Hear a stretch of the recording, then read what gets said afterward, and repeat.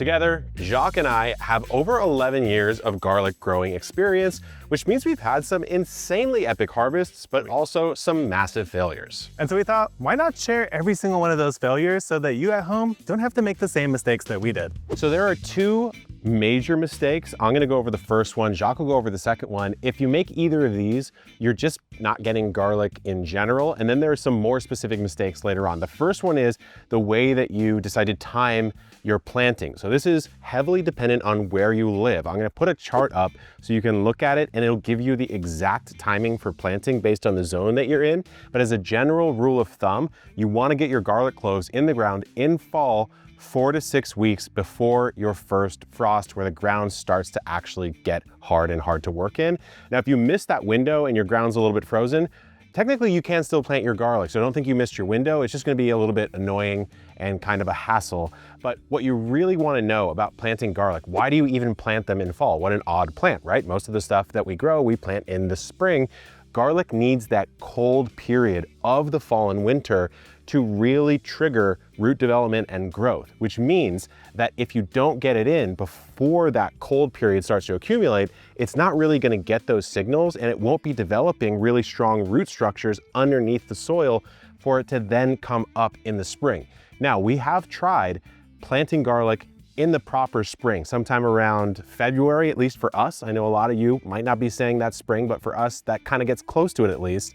And it will still work. You just won't get gigantic bulbs. Now, if you're in a warmer climate like my own here, where it's 79 degrees Fahrenheit in mid to late October, and my face is roasting like a chipotle pepper, and yes, I did pronounce that right, then you may want to follow Jacques' tip coming up next. When it comes to growing garlic, there are two types. There's hard neck garlic, which has a hard neck. You could feel it, it's very stiff. And then the soft neck, which is nice and floppy up top.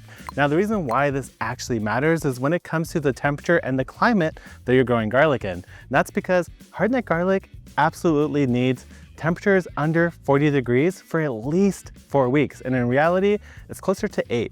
So when it comes to growing this kind of garlic in a warm climate, you don't really want to just take this and plop it right in the ground because you probably won't get a proper bulb.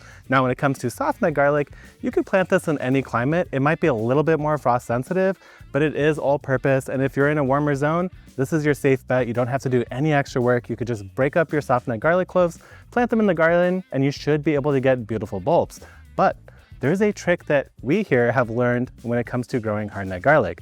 Now, what you could do is take this, put it in the fridge in a brown paper bag, something in like a crisper drawer, and leave it in there for at least 4 weeks. That's going to trick the garlic into thinking it did grow through the winter time, and now when you take it out of the fridge and plant it, it's gonna go right off into rooting and start developing that bulb, and you should be able to grow hard neck garlic no matter where you live. Fall is not just the best time to get garlic in the ground, it's also a fantastic time to start thinking about the wildlife in your garden, which brings us to today's sponsor, Cool Birds. We have been using this bird seed for a season now here at Epic, and the amount of birds and new bird species that have shown up is astonishing. It has truly changed the way that the garden looks and feels, which I can't be more thankful for. It just brings so much more life into the garden, but the mixes themselves are extremely high quality. What you get in a typical mix is a bunch of filler corn, milo, millet. You get a bunch of shells. In this mix right here, which is one of our favorites, Hearts on Fire, it is pure sunflower seed hearts,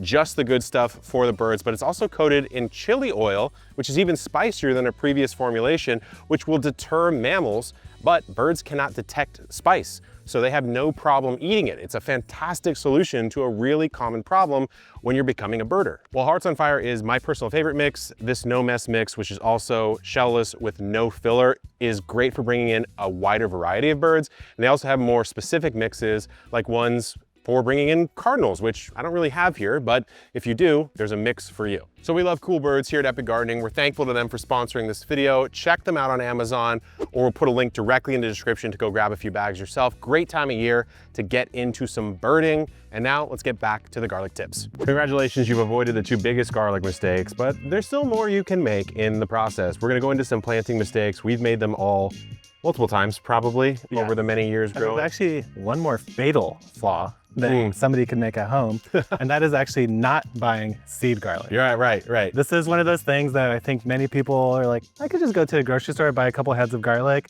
break them up and plant them. You definitely could, but what's gonna happen? A, you don't know the variety, right? Yes. And I think B, more importantly, you might end up with silver rot. You might, yeah, you might just get not a great garlic. The thing about growing garlic, guys, is that it's such a long season crop. It's 6 to 9 months to grow it. You really want to set it up for success. That's why we're hammering the mistakes earlier in the process. So Jacques, let's pop a couple cloves off and discuss a few that can go wrong. And look, when you're just beginning, sometimes it can be hard to remember your beginning journeys. But when I first started, I didn't even know the direction to plant the garlic. You've got a clove. The clove has the root side, which would be the side that is oriented on the bottom. Just stick with that. That is the side that goes down. So there'll typically be a pointier side. That is the side that goes up, but even the clove you choose matters. That's right, because if you plant a smaller one, it will actually produce a smaller bulb. This is something that we even tested ourselves, confirmed that it's true. And here's the thing, you could definitely still plant those smaller bulbs. You'll just end up with what I like to call a little delicacy, which is the green garlic. So you just harvest that early, you eat the whole thing, no problem, but don't expect a giant bulb from that tiny garlic clove. Yeah, and if that's all you have, you got a little garlic line around it, some small cloves, you're still gonna get a garlic bulb, but just not gonna be a honker. But if you wanna maximize, plant the biggest cloves in the ground, pointy side up, and then there's two things you can do wrong as far as your spacing and depth goes, Jacques. I'll cover spacing. A good rule of thumb, we just tested this as well last season, about 6 inches. You could maybe cheat it down to 4, but I don't really see a point. You don't need that much garlic. I say that, but we've planted like 400 cloves in I was gonna say. But 6 inches apart is a good idea. We also tested depth. Yeah, and with depth, it's basically just go for something like 3 inches. Anything deeper, you're going to hate yourself when it comes to harvesting it, because that's what we experience. If you go too shallow, it might just end up uprooting itself and not forming properly. So you want to go 3 inches. Basically, once it's in the ground, you want at least an inch or two of soil on top of that clove, and you should be just good. So you've avoided the 4 planting mistakes, but there's still some soil prep and mulch mistakes you can make. Let's talk about those next. So you know how to plant the garlic, you know what to avoid, but where you plant it actually matters. I used to not be a big believer in crop rotation. I thought it was a little bit extra for a home gardener to engage in until both Jacques and myself got absolutely slapped across the face with something called garlic rust. And I'm talking hundreds of cloves did not develop into full, beautiful bulbs. Still got some garlic, but it was pretty painful. So we tried a rotation last year, meaning we planted it in an area where the garlic rust wasn't present.